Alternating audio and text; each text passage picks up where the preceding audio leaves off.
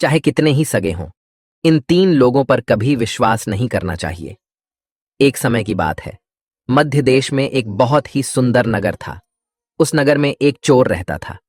वह छोटी मोटी चोरी करके अपने परिवार का पालन पोषण करता था, लेकिन उस चोरी के धन से उसके परिवार का पूरी तरह से खर्च नहीं चलता था। एक दिन उसने सोचा कि पाप तो पाप होता है, चाहे छोटा हो या बड़ा। मैं चाहे छोटी चोरी करूं या बड़ी, रहूंगा तो चोर ही। पकड़े जाने पर दंड तो मुझे उतना ही मिलेगा, तो क्यों ना मैं बड़ी चोरी करूं। ऐसा निश्चय करके उसने उस नगर के राजा के खजाने को लूटने की योजना बनाई। रात होने पर वह राजमहल में घुस गया और किसी तरह जहां राजा का खजाना था वहां पहुंच गया। वहां पहुंचकर उसने देखा कि खजाने पर कई सैनिक पहरा दे रहे थे। सख्त पहरा देखकर चोर को लगा कि उनकी आंखों में धूल झोंकना बहुत कठिन काम है और सोचने लगा कि यहां तो साक्षात काल पहरा दे रहा है। अगर मैंने चोरी करने की कोशिश की तो जीवित नहीं बचूंगा। यह सोचकर चोर उल्टे पांव लौट पड़ा और लौटते समय उसने सोचा कि खाली हाथ लौटने से तो अच्छा है कि कुछ न कुछ तो यहां से ले ही चलूं। मेरा यहां आना व्यर्थ नहीं होना चाहिए। चोर के दिमाग में विचार आया कि राजा के शयन कक्ष में जाना चाहिए, जहां राजा सोता है, और शायद इस समय राजा अपने कपड़े उतार कर सो गया होगा। मैं राजा के राजवस्त्र चुराकर ले आऊंगा और उन्हें पहनकर आसानी से धन चुराकर यहां से निकल जाऊंगा।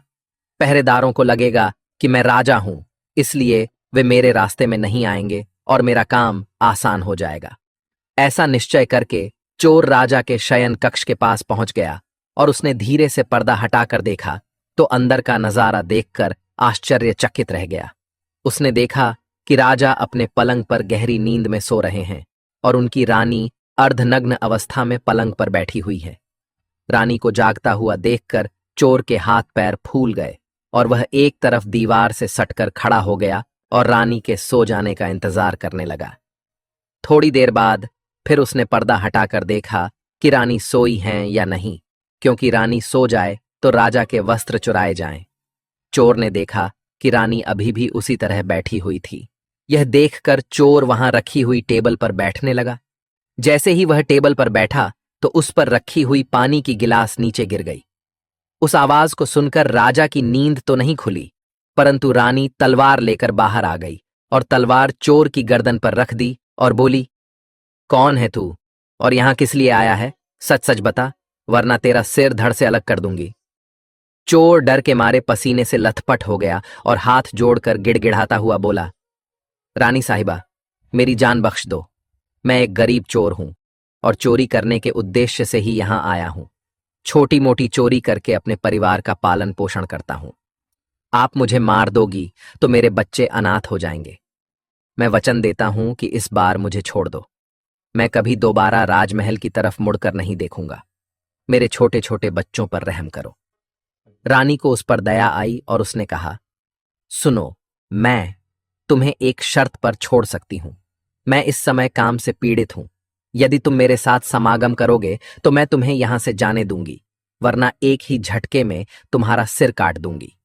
रानी की यह अनोखी शर्त सुनकर चोर और भी ज्यादा घबरा गया और कहने लगा, रानी साहिबा, ये आप क्या कह रही हो? मैं तो एक चोर हूं और आप इतने बड़े राज्य की महारानी। मेरी क्या औकात है जो मैं आपके साथ ऐसा करूं? मेरे लिए तो यह सोचना भी बहुत बड़ा पाप है। रानी ने कहा, मैं कुछ नहीं सुनना चाहती। अगर तुम्हें अपनी जान प्यारी है तो मैं जैसा कहती हूं वैसा ही करो, वरना मरने के लिए तैयार हो जाओ। रानी का ऐसा प्रस्ताव सुनकर चोर की जान हलक में अटक गई और सोचने लगा, आज मैं बहुत बड़ी मुसीबत में फंस गया।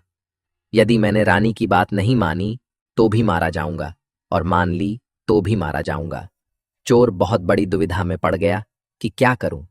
आखिरकार उसने रानी के साथ समागम करने की बात को स्वीकार कर लिया और बोला, रानी साहिबा, मुझे 5 मिनट का समय दे दो। मुझे बहुत जोर से लघु शंका लगी है। पहले मुझे लघु शंका से निवृत्त होने दो, उसके बाद आप जैसा कहोगी मैं वैसा ही करने के लिए तैयार हूं। रानी ने तुरंत तलवार के इशारे से शौचालय को बता दिया और चोर उसकी तरफ चल पड़ा। रानी वहीं पर खड़ी होकर उसके लौटने की प्रतीक्षा करने लगी। चोर ने इस बीच रानी की नजर से बचकर वहां से भागने की कोशिश की। भागते भागते जब वह द्वार पर पहुंचा तो द्वार पर जो सैनिक था उसने उसे पकड़ लिया और उससे पूछताछ की। चोर डरा हुआ था। उसने सैनिक को सच सच बता दिया कि वह एक चोर है और राजमहल में चोरी करने आया था। लेकिन रानी ने उसे पकड़ लिया और छोड़ने के बदले एक शर्त रखी थी कि वह उसके साथ समागम करे। इसलिए मैं लघुशंका का बहाना बनाकर वहां से भाग आया। इस तरह से चोर गिड़गिड़ाकर सैनिक से उसे छोड़ने का आग्रह करने लगा। सैनिक ने कहा, देख भाई, मैं तुझे एक शर्त पर जाने दे सकता हूं, और शर्त यह है कि तुम्हें पुनः रानी के पास लौट कर जाना होगा और रानी से कहना होगा कि मैं तुम्हारे साथ समागम करने के लिए तैयार हूं, किंतु उससे पहले तुम्हें अपने हाथ से राजा को मारना होगा। सैनिक की यह शर्त और भी ज्यादा कठिन थी। चोर ने सोचा कि वैसे तो प्राण बच भी सकते थे, परंतु अब नहीं बचेंगे। अगर रानी से यह बात कही तो रानी मेरा सिर काट देगी। अब चोर को चारों तरफ मौत ही मौत दिखाई दे रही थी। मजबूर होकर चोर वापस रानी के पास गया और बोला, रानी साहिबा, मैं आपके साथ संबंध तो बना लूंगा, लेकिन मुझे एक बात का डर है कि उस समय राजा साहब नींद से जागे तो न आप बचेंगी और न मैं। राजा साहब हम दोनों को मार डालेंगे, इसलिए आपको एक काम करना होगा। आप अपने हाथ से राजा का सिर काट दीजिए, फिर हम निडर हो जाएंगे। अगर आप इतना कर सकें तो मुझे आपकी शर्त मंजूर है, वरना मैं आपके हाथों मरना उचित समझूंगा। आप मुझे मार दीजिए। काम के वशीभूत रानी चोर से कहने लगी, ठहरो, ये कौन सी बड़ी बात है, मैं अभी राजा साहब को मौत के घाट उतार देती हूं। इतना कहकर रानी ने दोनों हाथों से तलवार पकड़ी और सोए हुए अपने पति का सिर काट दिया।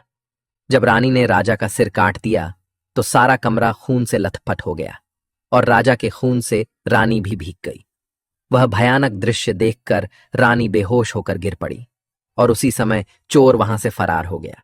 सुबह राजमहल में शोर मच गया कि कोई राजा साहब को मार गया, मगर राजा को मारने वाले का कोई पता नहीं चल पा रहा था। सब लोग बड़े आश्चर्य में थे कि राजा को सोते हुए किसी ने मार डाला। इधर रानी भी दहाड़ मार मार कर रो रही थी।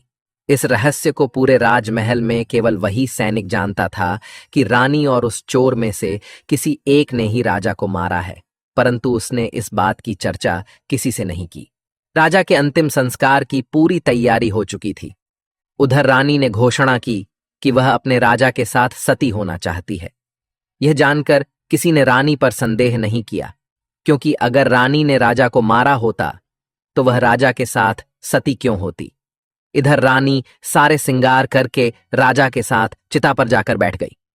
राज्य के सभी लोग राजा की चिता पर एक एक करके लकड़ी रख रहे थे और उन्हें नमन करके पीछे लौट रहे थे। इस प्रकार सबसे अंत में वह सैनिक भी राजा की चिता पर लकड़ी रखने गया जो इस रहस्य को जानता था। उसने धीरे से रानी के कान में कहा, महारानी, आप तो सती हो जाएंगी, लेकिन मुझे इतना तो बता दीजिए कि राजा को आपने मारा था या उस चोर ने। यह सुनकर रानी चौंक पड़ी। वह समझ गई कि इसका मतलब इस भेद को यह सैनिक भी जानता है। रानी ने कहा, सुनो, राजा को न तो मैंने मारा है न उस चोर ने। अगर तुम्हें यह जानना है कि राजा को किसने मारा है तो तुम नगर से बाहर उत्तर दिशा में जो जंगल है उसमें चले जाओ। वहां एक कुटिया में एक बुढ़िया रहती है, वह तुम्हें इस रहस्य को जरूर बता देगी। सैनिक को यह रहस्य जानना था, इसलिए वह अगले ही दिन रानी के बताए अनुसार जंगल में चला गया। जंगल में पहुंचने पर उसे वह कुटिया दिखाई दी जिसमें वह बुढ़िया रहती थी। सैनिक उस बुढ़िया के पैर पकड़कर बोला, माँ जी, मैं एक रहस्य जानने के लिए आपके पास आया हूं। राजा साहब की हत्या किसने की, मुझे बताइए। तब बुढ़िया माँ कहती है, बेटा, अगर तुझे यह रहस्य जानना है तो तुझे एक काम करना होगा। मेरी कुटिया के बाहर एक बकरा बंधा हुआ है, तू अपनी तलवार से उसका सिर काट दे और सिर काटते ही बकरे की दाढ़ वहीं गिर जाएगी और उसका सिर हवा में उड़ने लगेगा। तब तुम उस बकरे के सिर के कान पकड़कर लटक जाना। वह बकरे का सिर तुझे जिस जगह पर ले जाएगा वहां पहुंचकर तुझे तेरे सवाल का जवाब मिल जाएगा कि राजा को किसने मारा है। अब सैनिक ने वैसा ही किया। कुटिया के बाहर जो बकरा बंधा हुआ था, सैनिक ने उस बकरे का सिर काट दिया। सिर कटते ही वह हवा में उड़ने लगा। उसने झपटकर बकरे के दोनों कान पकड़ लिए। वह सिर उड़ता हुआ उसे उस भयंकर वन के बीचों बीच ले गया। उस जगह पर एक गुफा बनी हुई थी। उस गुफा के द्वार पर जाकर वह सिर नीचे उतर गया। सैनिक सोचने लगा कि इस जंगल में न तो कोई मनुष्य दिखाई दे रहा है, यहां भला कौन मुझे राजा की मौत का रहस्य बताएगा। वह गुफा के द्वार पर खड़ा यही सोच रहा था, और वह गुफा एक राक्षस की थी, जिसमें वह राक्षस और उसकी एक बेटी रहते थे। अब शाम हो गई थी और वह राक्षस अपने भोजन के लिए बाहर गया हुआ था। गुफा के अंदर उसकी बेटी मौजूद थी। इधर जब राक्षस कन्या को किसी मनुष्य की गंध मालूम पड़ी तो वह द्वार पर निकल कर आई। उसने देखा कि एक हटाकटा नौजवान गुफा के द्वार पर खड़ा है। राक्षस कन्या ने सोचा कि अगर मैंने इसे खा लिया तो मेरे एक समय की भूख मिट जाएगी, और अगर मैंने इसे जिंदा रखा तो यह नौजवान मेरे बहुत काम आएगा। राक्षस कन्या ने तुरंत एक सुंदर लड़की का रूप बनाया और उसके सम्मुख पहुंच गई। इतनी सुंदर स्त्री उसने आज तक पहले कभी नहीं देखी थी। वह सैनिक उसे देखते ही उस पर मोहित हो गया। लड़की भी उसे अपनाने के लिए आई थी, इसलिए उसे अपनी गुफा में बुलाकर ले गई और उसके साथ खूब मस्ती की। के आने का समय हुआ तो लड़की ने उसे मक्खी बनाकर दीवार पर चिपका दिया।